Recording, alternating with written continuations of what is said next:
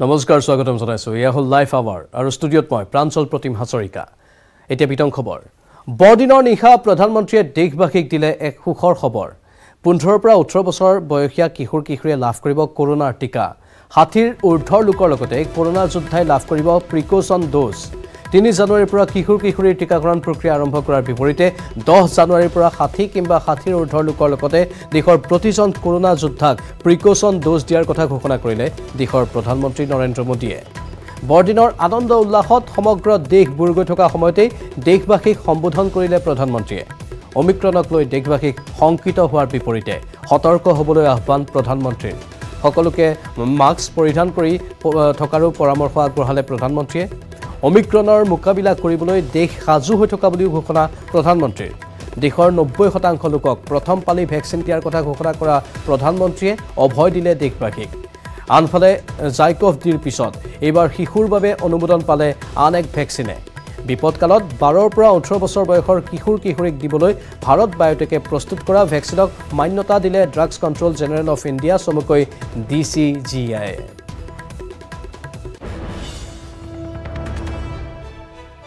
15 साल से 18 साल की आयु के बीच के जो बच्चे हैं अब उनके लिए देश में वैक्सीनेशन प्रारंभ होगा 2022 में 3 जनवरी को सोमवार के दिन से इसकी शुरुआत की जाएगी ये फैसला कोरोना के खिलाफ देश की लड़ाई को तो मजबूत करेगा ही स्कूल कॉलेजों में जा रहे हमारे बच्चों की और उनके माता पिता की चिंता भी कम करेगा साथियों हम सबका अनुभव है कि जो कोरोना वॉरियर्स हैं हेल्थ केयर और फ्रंटलाइन वर्कर्स हैं इस लड़ाई में देश को सुरक्षित रखने में उनका बहुत बड़ा योगदान है वो आज भी कोरोना के मरीजों की सेवा में अपना बहुत समय बिताते हैं इसलिए प्रिकॉशन की दृष्टि से सरकार ने निर्णय लिया है कि हेल्थ केयर और फ्रंटलाइन वर्कर्स को वैक्सीन की प्रिकॉशन डोज भी प्रारंभ की जाए इसकी शुरुआत 2022 में 10 जनवरी सोमवार के दिन से की जाएगी আনফালে দেশত কৰোনাৰ নতুন ভেৰিয়েণ্ট অমিক্ৰণৰ সংক্ৰমণ বৃদ্ধি পোৱাৰ পৰিপ্ৰেক্ষিতত ৰাজ্যত ঘোষণা কৰা হৈছে নতুন এছঅপি যদিও আজিৰ তাৰিখলৈকে ৰাজ্যখনত কোনো লোক অমিক্ৰণত আক্ৰান্ত হোৱাৰ তথ্য অহা নাই তথাপিও আগতীয়া সতৰ্কতা হিচাপে ৰাজ্য চৰকাৰে গ্ৰহণ কৰিছে কঠোৰ পদক্ষেপ নতুন এছঅপি অনুসৰি আজি নিশা 11:30 বজাৰ পৰা পুৱা 6 বজালৈ বাহাল থাকিব নৈশ সান্ধ্য আইন আজি নিশাৰ পৰা ই কাৰ্যকৰী হ'ব নিশা 10:30 বজাত বন্ধ কৰিব লাগিব সকলো ব্যৱসায়িক প্ৰতিষ্ঠান হোটেল ধাবা অৱশ্যে 31 ডিসেম্বৰৰ দিনটো ৰেহাই দিয়া হৈছে নৈশ সান্ধ্য আইনৰ পৰা ইপিনে সিনেমা হল হোটেলত অনুমতি প্ৰদান কৰা হৈছে মাত্ৰ 50% লোকক দুপালি ভেকচিন লোৱা দৰ্শকেহে চাব পাৰিব সিনেমা হলত গৈ সিনেমা সমান্তৰালকৈ ধৰ্মীয় অনুষ্ঠানত 1 ঘণ্টাত 60 জন ভক্তৰ প্ৰৱেশত দিয়া হৈছে অনুমতি লগতে মাস্ক পৰিধান কৰাটো সম্পূৰ্ণ বাধ্যতামূলক কৰা হৈছে আৰু আজিৰে পৰা মাস্ক পৰিধান নকৰা লোকক আৰক্ষী প্ৰশাসনে জৰিমনা বিহিব একেদৰে অমিক্ৰণৰ সৈতে যুঁজ দিবলৈ এসপ্তাহৰ ভিতৰত সকলো হস্পিটেলক সাজু হ'বলৈ নিৰ্দেশ জাৰি কৰিছে ৰাজ্য চৰকাৰে কালিলে পুৱা 26 ডিসেম্বৰ ৰাতিপুৱা 6 বজাৰ পৰা বলবৎ হ'ব অহা কালিৰ পৰা ৰাতি 11:30 বজাৰ পৰা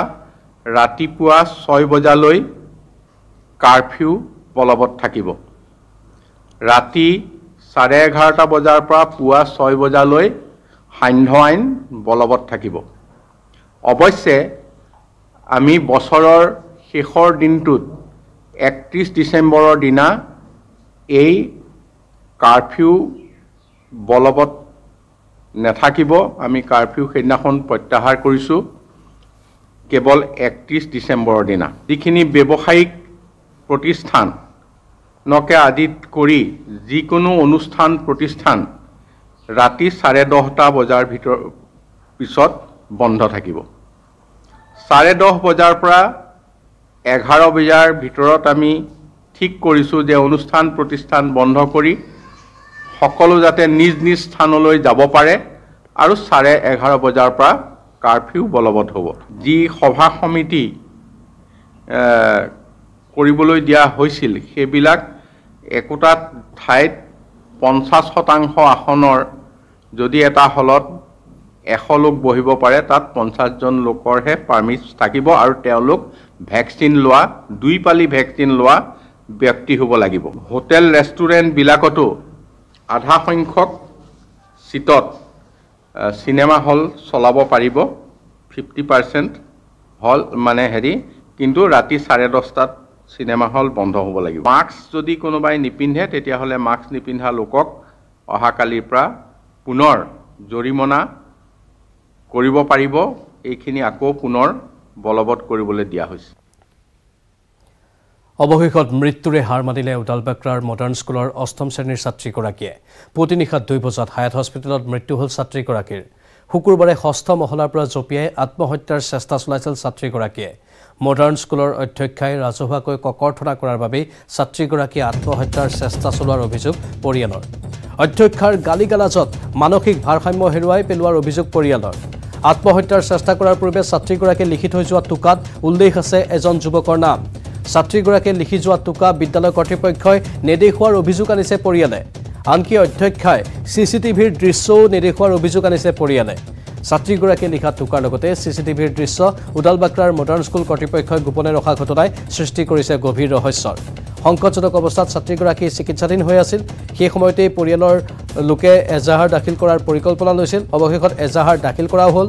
আত্মহত্যাৰ বাবে প্ৰৰোচিত কৰাৰ অভিযোগ উঠিল উদালবাক্ৰাৰ মডাৰ্ণ স্কুলৰ অধ্যক্ষাৰ বিৰুদ্ধে ইতিমধ্যে অধ্যক্ষাৰ বিৰুদ্ধে এজাহাৰ দাখিল কৰাৰ পাছত দুৰ্ভগীয়া পৰিয়ালটো আশাত বন্দী হৈ আছে যে দোষীয়ে উচিত শাস্তি লাভ কৰিব এতিয়ালৈকে আৰক্ষীয়ে যেনেধৰণৰ সক্ৰিয় ৰূপ ধাৰণ কৰিব লাগিছিল তেনেধৰণে সক্ৰিয় ৰূপ ধাৰণ নকৰাৰো অভিযোগ উত্থাপন হৈছে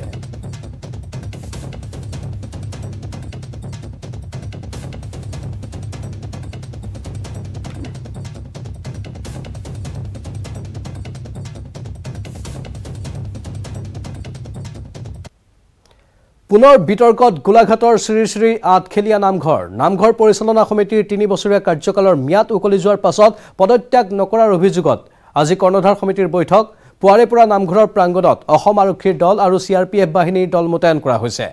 আঠখেলীয়া নামঘৰত চলা এই বিতৰ্কই যাতে মাৰপিটৰ ঘটনাৰ পুনৰাবৃত্তি নহয় তাৰ প্ৰতি লক্ষ্য ৰাখি সষ্টম হৈ পৰিছে জিলা প্ৰশাসন উল্লেখযোগ্য যে 2019 বৰ্ষতেই আঠখেলীয়া নামঘৰ পৰিচালনা সমিতিৰ উপদেষ্টাসকলক এখন 10জনীয়া কৰ্ণধাৰ সমিতি গঠন কৰি দিছিল সেই সময়ৰ জিলা উপায়ুক্তই কিন্তু বৰ্তমান সমিতিয়ে কৰ্ণধাৰ সমিতিক দায়িত্ব নিদিয়াত সৰব হৈ পৰিছে আৰু সভা অনুষ্ঠিত হৈছে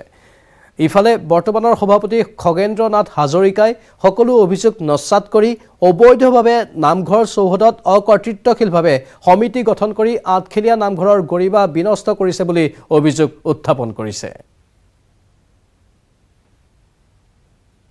ইয়াৰ যিটো ব্যৱস্থা যিজন বৰবাৰীক হ'ল তেখেতৰ বাইসকলৰ ওপৰত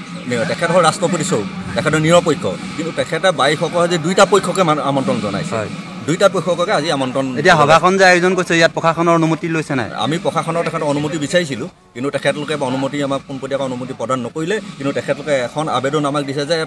তেখেতলোকে এখন মানে আমাক সেই নটিচ জাৰি কৰিছে যে শান্তি শৃংখলা ৰক্ষা কৰি সভাখন অনুষ্ঠিত কৰিবৰ কাৰণে এখন আমাক নটিচ এনকুৱাৰীটো তদন্ত প্ৰক্ৰিয়াটো যেতিয়ালৈকে অন্ত নহয় তেতিয়ালৈকে এইবিলাক মিটিং বাটাং ইত্যাদি কথাটো হ'ব নোৱাৰে এনেধৰণে কালি আমাক বুজাইছে তেখেতলোকে এখন বনচাইন কৰিছে আমি ঠিক বনচাইনে কৰি আহিছোঁ যে আমি কোনো অপ্ৰীতিকৰ পৰিস্থিতিত অশান্তিৰ পৰিস্থিতিত আমি আগবাঢ়ি নাযাওঁ ধাৰাবাহিক গতিত খবৰ চলি থাকিব কিন্তু এইখিনিতে সময় বাণিজ্যিক বিৰতি পুনৰ স্বাগতম জনাইছোঁ বাতৰিৰ মাজলৈ ডিব্ৰুগড়ত অব্যাহত আছে উজনি অসমৰ অন্যতম উচ্চ শিক্ষা প্ৰতিষ্ঠান ডিব্ৰু মহাবিদ্যালয়ৰ নিৰ্বাচন কেন্দ্ৰিক সংঘাত শুকুৰবাৰে নিশা মহাবিদ্যালয়ৰ ছাত্ৰ একতা সভাৰ নিৰ্বাচনক কেন্দ্ৰ কৰি দুটা ফৈদৰ মাজত লাগিছিল প্ৰচণ্ড মাৰপিট আৰু হতাহতিত গুৰুতৰভাৱে আহত হৈছিল আছু সমৰ্থনকাৰী 5জন ছাত্ৰ আৰু তাৰ পিছতেই ঘটনাস্থলীত উপস্থিত হৈছিল আৰক্ষী আৰু CRPF বাহিনী আৰক্ষী উপস্থিত হৈ কেইবাজনকো আটক কৰি নিয়ন্ত্ৰণ কৰিছিল পৰিস্থিতি কিন্তু আটক কৰা ছাত্ৰকেইজনক নিশাৰ ভিতৰতে আৰক্ষীয়ে মুকলি কৰি দিয়াৰ পিছত সৃষ্টি হৈছিল তীব্ৰ প্ৰতিক্ৰিয়াৰ শনিবাৰে পুৱাৰ ভাগত পুনৰ একাংশ অখিল ভাৰতীয় বিদ্যাৰ্থী পৰিষদ আৰু সদৌ অসম ছাত্ৰ সন্থাৰ কৰ্মীৰ মাজত সৃষ্টি হয় সংঘাতৰ নিখাৰ আক্ৰমণৰ পুতক তুলিবলৈ একাংশ আসু কৰ্মীয়ে এবিভিপি সমৰ্থিত এগৰাকী প্ৰাৰ্থীক আক্ৰমণ কৰাৰ অভিযোগ উঠাৰ পিছতেই উত্তপ্ত হৈ পৰে ডিব্ৰুগড়ৰ পৰিস্থিতি এবিভিপিৰ আহত কৰ্মীজনক ডিব্ৰুগড়ৰ এখন ব্যক্তিগত হস্পিটেলত ভৰ্তি কৰাৰ পিছতে আৰক্ষীয়ে আটক কৰে আসুৰ 15 গৰাকী বিষয়ববীয়াক ডিব্ৰুগড়ৰ শহীদ ন্যাস ভৱনৰ পৰা আসু নেতা কৰ্মীসকলক আটক কৰা কেন্দ্ৰ কৰি সমগ্ৰ উজনি অসমত সৃষ্টি হৈছে তীব্ৰ প্ৰতিক্ৰিয়াৰ তাৰে প্ৰতিবেদনত দেওবাৰে আসুৱে ঘোষণা কৰিছে 24 ঘণ্টীয়া ডিব্ৰুগড় আৰু তিনিচুকীয়া জিলা বন্ধ কাৰ্যসূচী ডিব্ৰু মহাবিদ্যালয়ৰ নিৰ্বাচনক লৈ এনেদৰে 3 দিন ধৰি কাৰ্যত অচল হৈ পৰিছে সমগ্ৰ উজনি অসম 24 ঘণ্টীয়া বন্ধক লৈ উত্তপ্ত হৈ পৰিছে ডিব্ৰুগড়ৰ লগতে তিনিচুকীয়া জিলা 6 বজাৰ পৰা আমি 36 ঘণ্টা আমি তিনিচুকীয়া জিলাৰ ছাত্ৰ বন্ধ ঘোষণা কৰিছো আমাৰ বিনা চৰ্তে ছাত্ৰ সন্থাৰ সদস্যসকলক মুক্তি দিবই লাগিব এখেতসকলে পাহৰি গৈছে বৰ্তমান যি সবচীয়া অসম আন্দোলন হৈছিল তাৰ সেই সময়ত কিন্তু আমাৰ ছাত্ৰ সন্থাৰ বহুত সদস্য কিন্তু জেললৈ গৈছিল আমি জেললৈ যোৱালৈ ভয় নাই কৰা কিন্তু বৰ্তমান শাসনত থকা যিসকল মন্ত্ৰী বিধায়কসকল আছে তেখেত অতীতটো হোৱাই লওক বৰ্তমান সময়ত কিন্তু বৰ্তমান চাবুৱা সমষ্টিৰ বিধায়ক পুনাকৰণ বৰুৱাই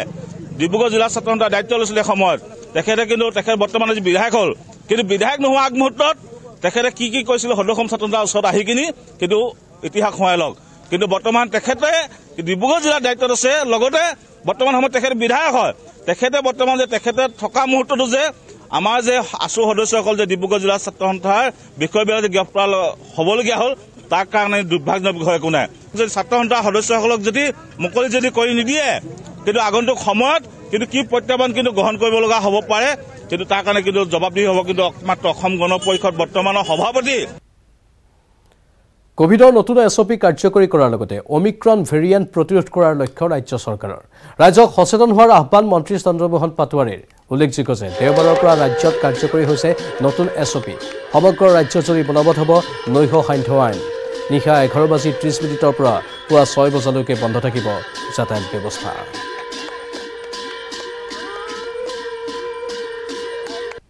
আমি দুটা ফেজ আমি সুন্দৰভাৱে পাৰ কৰিছোঁ আৰু ভাৰতবৰ্ষৰ ভিতৰত আমাৰ ভাল এটা স্থান আছে এই ক্ষেত্ৰত গতিকে এতিয়া যিটো নতুন ভেৰিয়েণ্ট আহিছে গতিকে সেইটো সংক্ৰান্তত এটা নতুনকৈ এছঅপি দিয়া হৈছে যাতে আমাৰ ইয়াতে সংক্ৰমিত ৰাজ্যখন হ'ব নোৱাৰে আনফালে নিয়োগ মেলাৰ বিফলতা আৰু বেমেজালিক লৈ মুখ খুলিছে বিভাগীয় মন্ত্ৰী চন্দ্ৰমোহন পাটোৱাৰীয়ে ভৱিষ্যতে ব্যক্তিগত কোম্পানীৰ চাকৰিৰ ক্ষেত্ৰত বৃহস্পতিবাৰৰ দৰে পৰিস্থিতি ৰাজ্যত উদ্ভৱ নহয় বুলিও ঘোষণা কৰিছে চন্দ্ৰমোহন পাটোৱাৰীয়ে এক পোৰ্টেলৰ জৰিয়তে চৰকাৰে নিয়োগৰ ব্যৱস্থা কৰিব বুলি নিশ্চিত কৰিছে মন্ত্ৰীগৰাকীয়ে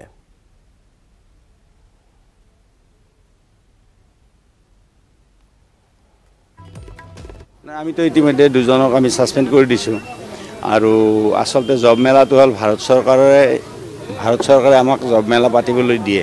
বছৰত 3বাৰকৈ আমি প্ৰতি বছৰে তেনেকৈ বছৰত 3বাৰকৈ পাতি আছোঁ যোৱা 5 বছৰো পাতিছোঁ আৰু এইবাৰো পাতিছোঁ কিন্তু এইবাৰ আমাৰ বাকী জিলাসমূহত সব ঠিকে হৈছে কিন্তু গুৱাহাটীত অলপ মানে মেনেজমেণ্ট ভালকৈ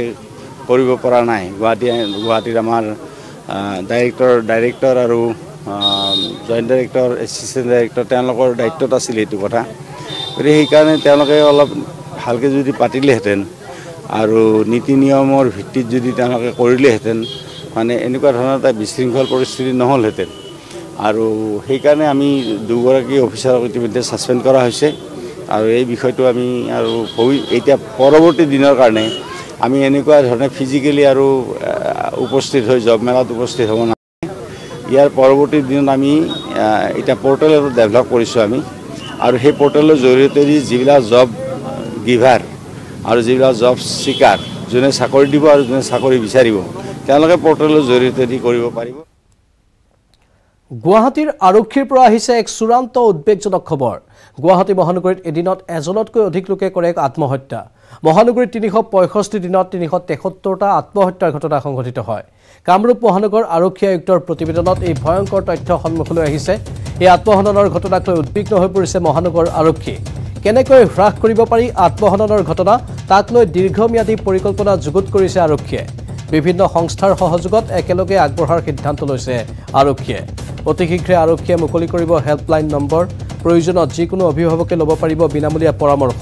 শিশুৰ মানসিক অৱস্থাটো সূক্ষ্মভাৱে পৰ্যবেক্ষণ কৰাৰ আহ্বান পৰিয়ালৰ লোকক যিকোনো অগতানুগতিক চালচলন দেখা পালে হেল্পলাইন নম্বৰত সহায় বিচৰাৰ আহ্বান জনাইছে আৰক্ষীয়ে NGO আৰু সংবাদ মাধ্যমৰো পূৰ্ণ সহযোগিতা বিচাৰিছে আৰক্ষীয়ে এটা বিশেষ কথাই আমাক অলপ চিন্তাত পেলাইছে আমি সকলোৱে চিন্তা কৰিবলগীয়া এটা কথা হৈছে যে আত্মহৰণৰ ঘটনা ভীষণ বৃদ্ধি পাইছে এই বছৰটোত 1 জানুৱাৰীৰ পৰা 20 ডিচেম্বৰলৈকে এতিয়ালৈকে গুৱাহাটী মহানগৰত 373টা 373 ইয়াত আত্মহননৰ ঘটনা সংঘটিত হৈছে এটো এটা আমি অতি উদ্বেগজনক কথা আৰু এই যে আত্মহত্যাৰ পথ বাছি লোৱা এই লোকসকল তাত বিভিন্ন বয়সৰ আছে সৰু ল'ৰা ছোৱালী আছে বয়স্ক লোক আছে পুৰুষ মহিলা সকলো আছে মাজুলীৰ উপনিৰ্বাচনক লৈ এতিয়া তৎপৰ হৈ পৰিছে ৰাজ্য চৰকাৰ মাজুলীৰ গড়মূৰ আৱৰ্ত ভৱনত বাহৰ পাতিছে শিক্ষামন্ত্ৰী ডক্টৰ অনুজ পেগুৱে বিহুৰ পূৰ্বে ঘোষণা হ'ব মাজুলীৰ উপনিৰ্বাচনৰ দিন নিশাৰ ভাগত আৱৰ্ত ভৱনত নিৰ্বাচন কেন্দ্ৰিক বৈঠক অনুষ্ঠিত হয় অগপ বিজেপি আৰু গণশক্তি সকলো দলীয় নেতাকৰ্মীয়ে অংশ লয় এই বৈঠকত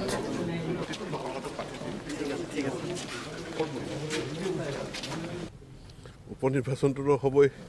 গতিকে দলৰ হাইকমাণ্ড আছে হাইকমাণ্ডে নিৰ্ধাৰণ কৰিব এবাৰ নিৰ্বাচন ঘোষণা হৈ যোৱাৰ পাছত মই ভাবোঁ খুব সোনকালে নিৰ্বাচনটো হৈ যাব আৰু হোৱাটো ভাল আমাৰ সকলোৰে কাৰণে প্ৰতিনিধিত্ববিহীন হৈ আছে মাজুলী আমাৰ দলীয় আমাৰ বিভিন্ন কাম কাজ কথা বতৰা এইবিলাক আমি আলাপ আলোচনা হ'ব ৰাজনীতিতো সকলো কথাই আলোচনা হয় কিন্তু মই ইয়াত প্ৰাৰ্থী নিৰ্ধাৰণৰ কাৰণে এবাৰ হাইলাকান্দিত ঘোষ লৈ নিলম্বিত হ'ল শিক্ষা বিভাগৰ কৰ্মচাৰী নিলম্বিত কৰ্মচাৰীৰ নাম আব্দুল মালিক মজুমদাৰ 5 লাখ টকা ঘোষ দাবী কৰিছিল আব্দুল মালিক মজুমদাৰে কম্পেনসেশন গ্ৰাউণ্ডত চাকৰি দিয়াৰ নামত ধন দাবী কৰিছিল আব্দুল মালিক মজুমদাৰে আৰু তাৰ পিছতে ভুক্তভোগীয়ে দাখিল কৰিছিল অভিযোগৰ পিছতে উপায়ুক্তই আৰম্ভ কৰিছিল তদন্ত উপায়ুক্তৰ তদন্তত দোষী প্ৰমাণিত হৈছিল আব্দুল মালিক মজুমদাৰ আৰু তাৰ পিছত নিলম্বিত হ'ল শিক্ষা বিভাগৰ কৰ্মচাৰী আব্দুল মালিক মজুমদাৰ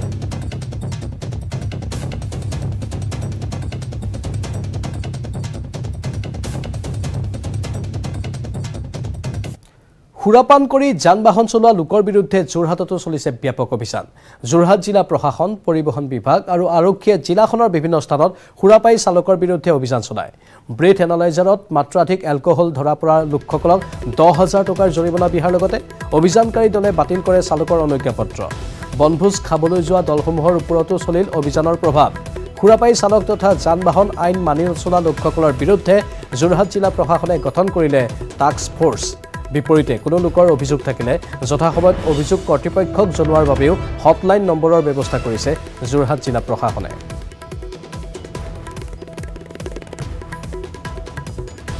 আমি এইকেইদিন চলাই থাকিম ৰাতি সুৰাপাই চালকৰ কাৰণে আমি বিভিন্ন ধৰণে কৰিছোঁ দেখিছে আপুনি বাছত হেল্পলাইন নাম্বাৰ দি দিছোঁ আৰু ব্ৰেথ এনালাইজাৰ দি চেক কৰিছোঁৱে আৰু বিভিন্ন চ'ৰ্চ লগাইছোঁ গতিকে সুৰাপাই চালক মানে চালকক আমি নাকি লগাবৰ কাৰণে পুৰা সব ফালৰ পৰা চেষ্টা কৰিছোঁ হয় ব্যৱস্থা তেওঁলোকৰ 10,000 টকা ফাইন হ'ব আৰু আমি নন এফআইআৰ কেছ দিব আমাৰ পুলিচক গোটাম এতিয়া আৰু ড্ৰাইভিং লাইচেন্স ছাছপেণ্ড হ'ব পিকনিক স্পটবিলাকৰ কাষত অভিযান চলাব নিশ্চয় পিকনিক স্পটবিলাকৰ পৰা যিটো ৰাস্তাত ঘূৰি আহিব গাড়ী আমি তাত বহিম কালিৰ পৰা আমি বহিম এইটো গতিকে ৰাইজক আমি মই সতৰ্ক কৰি দিছোঁ যাতে তেওঁলোকে এনেকুৱা এটা চিটুৱেশ্যন নাহক যে গাড়ী চিজ কৰিব লাগে গাড়ী পাৰ্মিটছ কেনসেল কৰিব লাগে ড্ৰাইভিং লাইসেন্স কেনসেল কৰিব লাগে পুলিচত দিব নালাগে বা আপোনাৰ বিভিন্ন ধৰণৰ মানে আইনৰ মেৰ পাছত সোমাই যাব তেওঁলোক গতিকে এটো সিচুৱেশ্যন নানিবৰ কাৰণে বেটাৰ তেওঁলোকে আজি বছৰটোৰ অন্তিমটো দেওবাৰ ৰাজ্যৰ ভিন্ন প্ৰান্তত বনভোজস্থলীসমূহত ৰাইজৰ ভিৰ লাগিছে গহপুৰৰ বনভোজস্থলীসমূহতো একেই পৰিৱেশ নৱবৰ্ষৰ প্ৰাক্ষণত বনভোজকাৰী দলসমূহে লগে ভাগে এসাঁজ খোৱাৰ আনন্দত ভাগ লৈছে ভলুকাগুৰি পাৰঘাটত দেখা গ'ল কিছু ব্যতিক্ৰমী এটা বনভোজকাৰী দল সকলোৱে হাতে হাতে ঢোল তাল নাগাৰা দুটাৰা হাৰমনিয়াম লৈ পৰিৱেশন কৰে লোকগীত টুকাৰী গীতকে ধৰি অসমীয়া লোক সংস্কৃতিৰ গীতসমূহ